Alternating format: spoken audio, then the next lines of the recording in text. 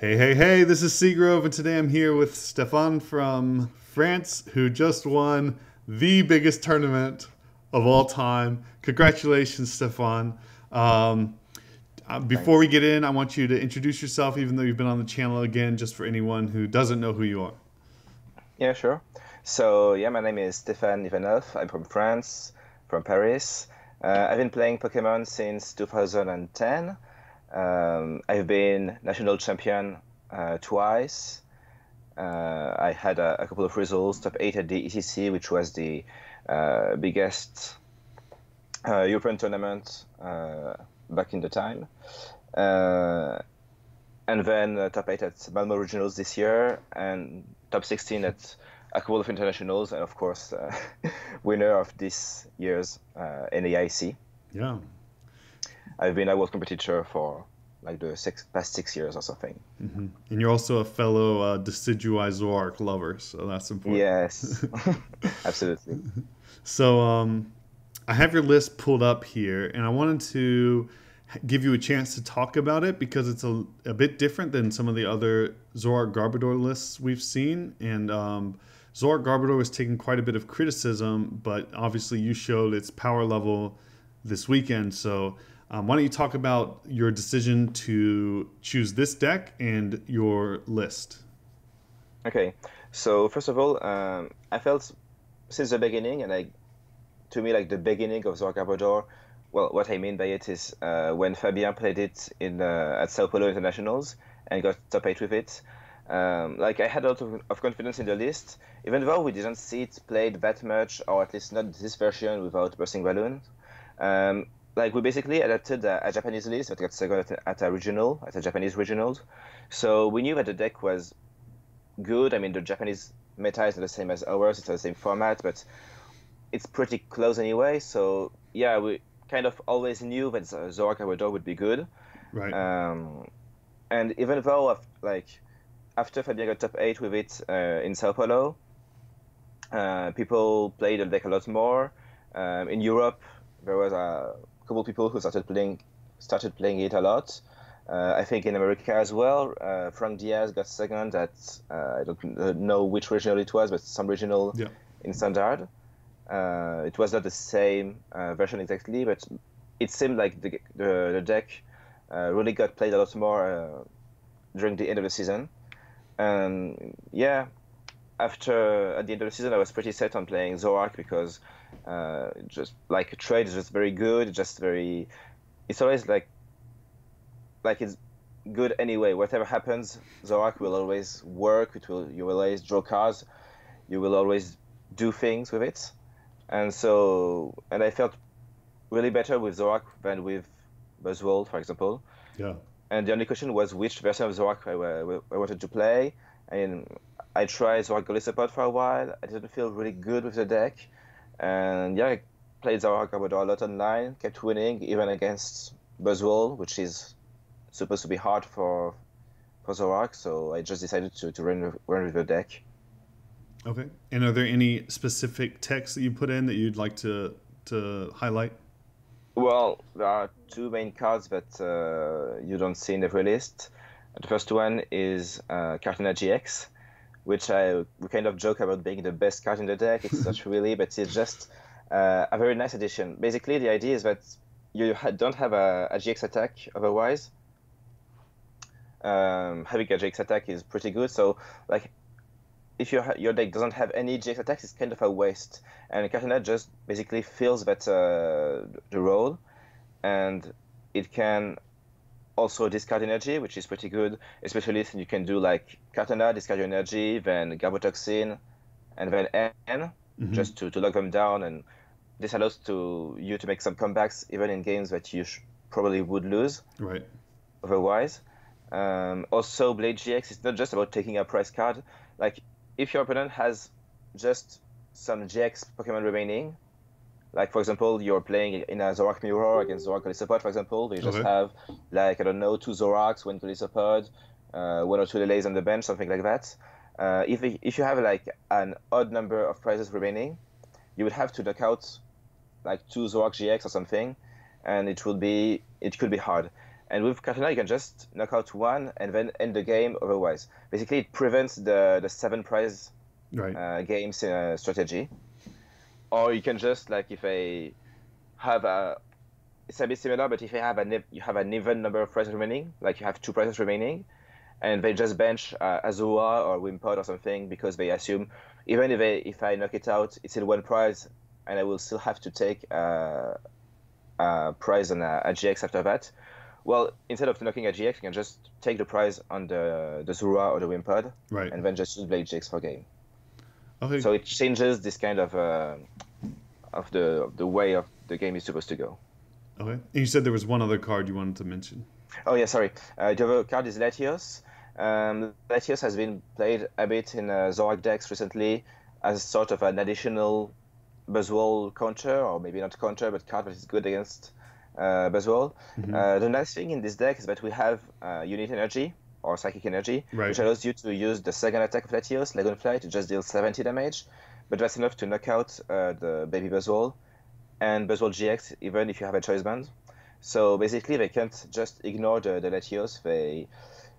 If they just Kuzma around it and knock out some Zura, at some point you will just start taking knockouts with Latios, and they have to deal with it. And it's not that easy. Like, sure, but they will have to use even Sledgehammer when it deals 120 damage, or maybe some like a free energy attack or something. Sure. So yeah, Latios it was pretty nice. It's largely useless outside of the Buzzwole matchup, but it's pretty useful in it. Okay. Did you ever find yourself doing like a 30-30 ping onto a Lele and choice banding Zoroark to finish it off? Yeah, that happened in playtesting. I didn't use it too much during the tournament. One thing that happened is on day 2 I faced a Malamar deck that was playing Shining Lugia. Was this top 4? Oh, a different one. No, it was in just day 2, round 10. And Shining Lugia is a quite bulky attacker. It has 130 HP. It's non-GX. It's supposed to be very good against Buzzwole, but even against Zoroark, you can only deal 120 with Zoroark. So I didn't have any. I couldn't one-shot it outside of like Trash Challenge in the end game. But I could just use Zoroark for 120, and then Latios to deal 30 to another Shining Lugia, just basically to set up the next KO while taking the knockout on the Lugia. So it was useful in that scenario. Very cool. Well, also you can use it to knock out in case. Sometimes in the Malamar matchup, it didn't really happen to me, but it can be useful. Okay. So another question. Going into the finals, a lot of us were thinking that Tord had the advantage in that matchup. Does Tord have the advantage in that matchup, or obviously you won it, so. But how do you feel about that matchup overall? Had you tested it beforehand, and what are your thoughts on it now? Okay, I'll be honest. I have played exactly 2 games against this deck, but whereas on the finals, so that's the extent of my experience. At first, I was pretty afraid because I thought Tord's deck is made to beat other Zoroark decks, right? He has 3 hammers. He will just use Team Flagrant, Delinquent, and again. But the more I thought about it, the more I thought that, Zoroark Garbodor is probably the best variant to deal with it. Okay. When I didn't test against it, but I give the deck the matchup a lot of thought Saturday evening, and I thought, if I can Garbotoxin early, just prevent him from using trade. It's a bit what happened in the game 2, but in game 2 he just drew nothing. But even if he didn't draw absolutely nothing, if he can trade, he can't just keep using Hammer again and again. He can't use Acerola again and again, or Max Potion, or whatever. So basically it evens out the matchup a bit, because he doesn't have the advantages that his 4 Zoroarks will give him. And also, he plays a lot of items, like 3 hammers, some cards like Weakness Policy or Counter Catcher that he will either play or discard with trade. So Trash Challenge ends up being a pretty good attacker. I mean, it was amazing in game 1 of the finals. Yeah. But even without it, it's like one more attacker that he has to deal with, and that can deal a pretty huge amount of damage. The other thing is that he only played 2 Field Blowers. That kind of surprised me a little, but I mean, that was good for me. I think the matchup is probably much closer if he plays 3 or 4, Mm-hmm. Again, I haven't tested it. So yeah. Okay. So when you won, what was going through your head, or as you started to realize you were winning, um, you saw him dead drawing and you were taking all your prizes. You had 1 or 2 turns left. What was going through your head, and then as you won and everything? I don't know. It's hard to describe because I wasn't thinking about it in the moment, I guess. Like I had like going in on the finals, I knew that I could win. At first, I was afraid, but I just thought if I think I'm gonna lose anyway, like I'm gonna lose. I have to go in with the mindset that I can win and that Yeah. I'm going to win. Maybe it happens, maybe not, but you can't go into the game thinking you're already gonna lose. Otherwise, you just have no chance. You're just psychologically defeated yourself. So I went in thinking, psych myself up, thinking, okay, I can do this. I will do this. I will grab out in him. Uh, and then game one went my way in the end, and so I thought, yes, I'm 1-0. This is happening.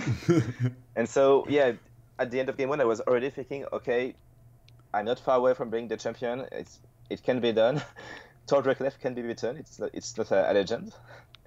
And so, yeah, during game two, like, it was not very much of a game, right? He drew nothing, so I just kept doing what I thought I should do, just playing my cards. And yeah, at the end, I was a bit afraid when he had me to one. I was like, oh, is he gonna manage a comeback? But I just drew the energy I needed to retreat, and that was it. So Yeah.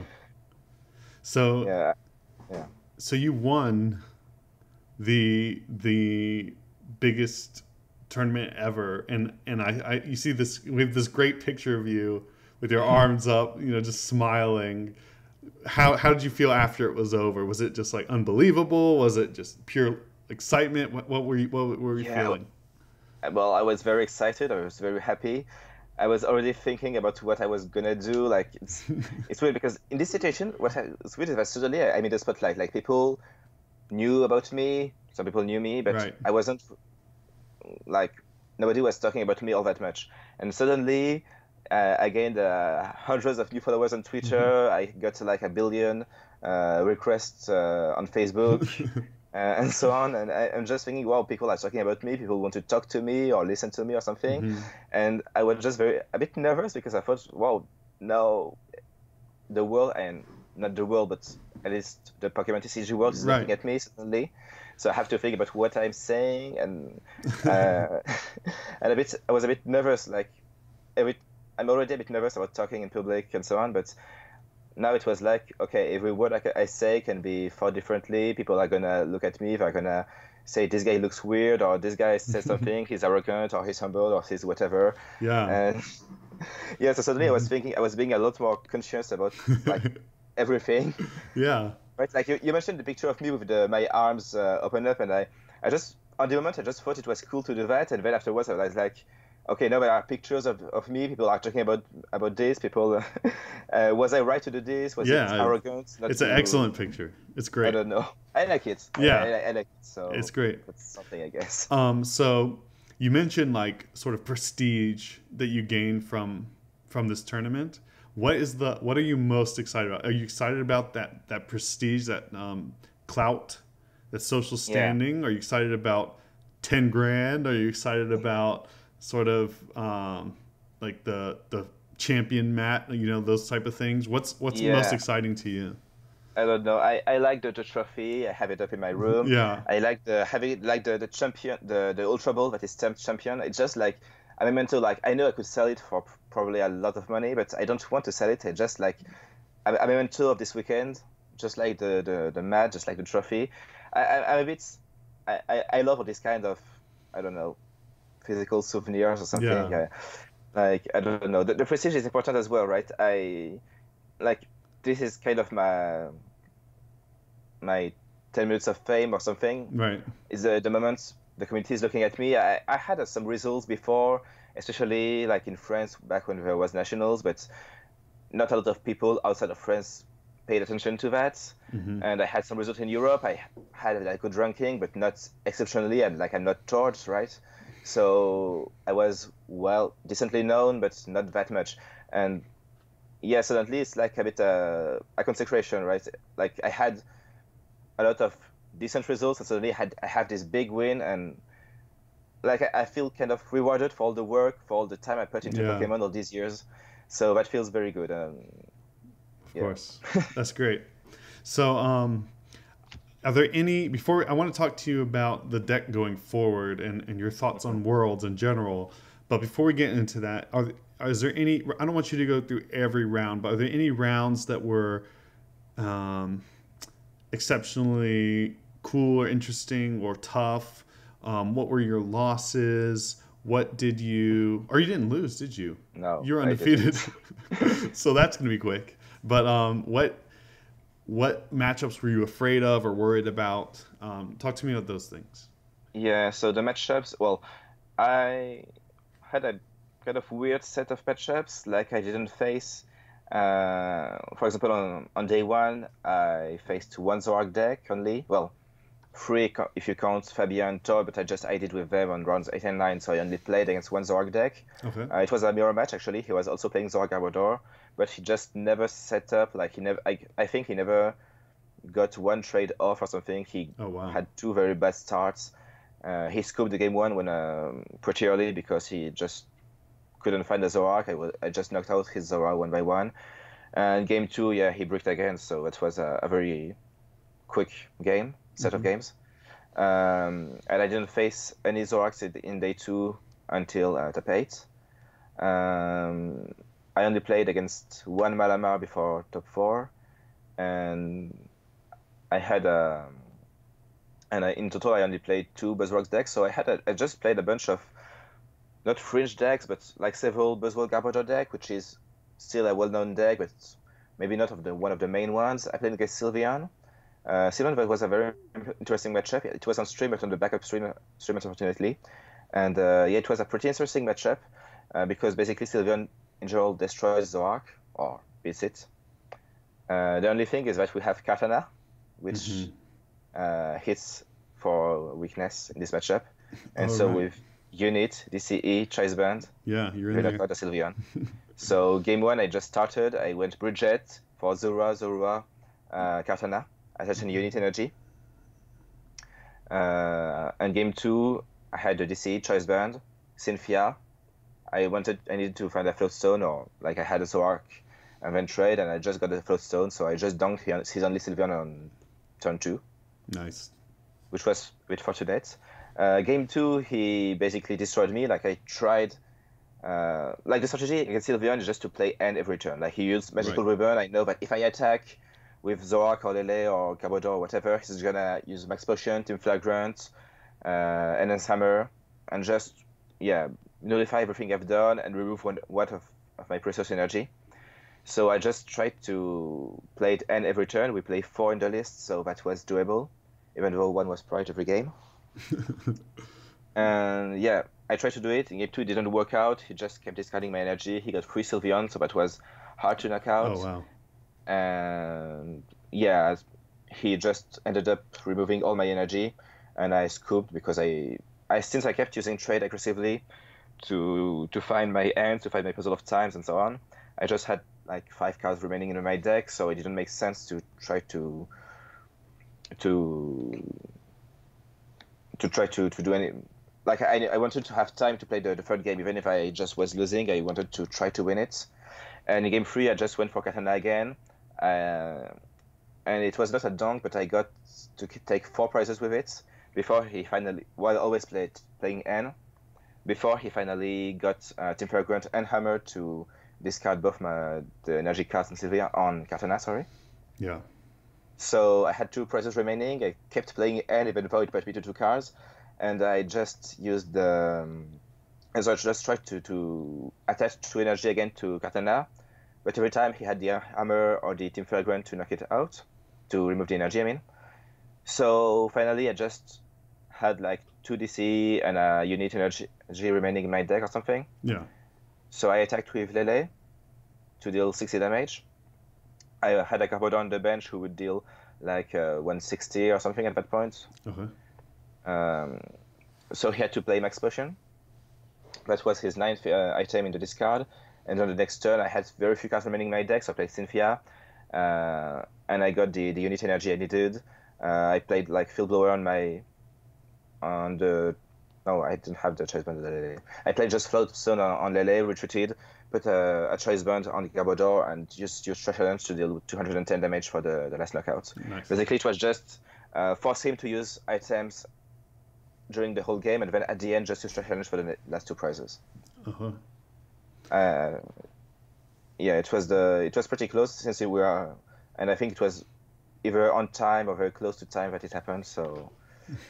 Yeah, that was a pretty close matchup. Otherwise, I played against Buzzwole Garbodor, but that's a pretty favorable matchup. Okay. And the other matchup that I was a bit afraid was Buzzrock. Like, we have some text, we tested the matchup a lot, but it's still pretty hard. It can go both ways depending on how the game goes. I was a bit lucky. I played against Lance Bradshaw, playing Buzzrock on day 2. And I won game 1, he won game 2, and game 3, he probably had the win because at some point I had to discard a puzzle or to trade it. Then I used double puzzle for 2 cards which I needed at the time to take a knockout. But so I didn't have a pair of puzzle of times remaining. And I had like 1 unit energy prized. I was going a bit low on energy. And so I had to take a knockout. To take my 3rd and 4th prize, hoping to find the unit energy. It was in there, so I knew I could take another knockout with Garbodor. But then something, maybe not remembering perfectly because I think it was like maybe my 2nd and 3rd prizes. Okay. But anyway, the thing is, he misplayed at some point because he thought he could take a double knockout on Zorua and my Latios, which was who had damage on it with Jet Punch. But the Latios only had 70 damage and not 80. So my Latios survived, but it had unit energy and DCE. And I just put a choice band on it. Knocked out his Buzzwole GX to put me at 1 prize remaining. Yeah. And at the same turn, I played Ultra Ball for Kartana, discarded my whole hand to put Kartana, unit energy on the bench. So basically, even if he knocked out Latios and used N or something, I could just use Blade GX for the game the next turn. And I think if Lance had knocked out my Latios at the time or the Garbodor, I would not have enough resources to just to end the game. Right. I think I could not take the last prize if he played. I may be wrong, but I think he would have won. Yeah, well, that's good. That's a good play too, to put the Kartana down just for next turn. Yeah, against the decks that don't play Hammer, you can just use it to say, you can not deal with that. You can end me to 1 if you want. The win is on the board. Yeah. So against the rock that doesn't work because you can just use Hammer and then you just lost your unit energy. But against Buzzwole, it's pretty good.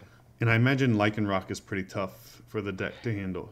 Yeah, Lycanroc is the big issue. We try to the plan is to try to knock out the Rockruffs if possible with Latios or with Zorak. If Lycanroc comes up, you have to knock out it with Lele is pretty good in that situation. Lele plus Choice Band, or you can deal like 110 damage if you just use Dangerous Rogue. Maybe 90 damage if you used Hammer to remove a strong energy. Most importantly, even if I have 2 energy, if you can Garbotoxin, they cannot. Well, it's hard for them to knock out the Lele. Like they would need a 2nd strong energy and Choice Band to deal the 170 because they don't have DNC. So Garbotoxin basically is useful to shut down DNC, so they need a strong energy as well as a Choice Band to knock out Lele. And if you can end at the same time, like they generally don't have it, and you can knock out the Lycanroc on the next turn. Very cool. So going forward, like for the Worlds format, and then obviously post-rotation, this doesn't have Garbotoxin, so it's kind of a big deal. But the deck just can't be the same, you know.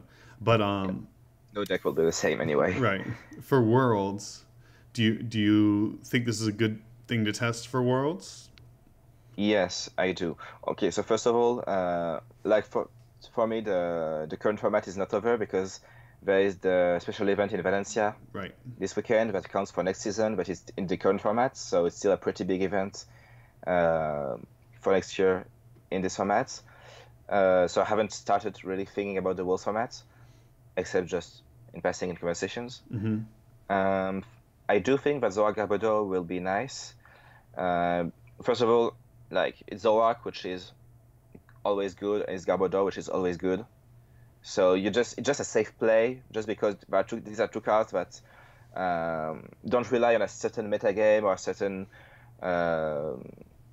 shift in or anything to work. It's just like, yeah, people will play items, people will play abilities, unless something very weird happens, right? Right.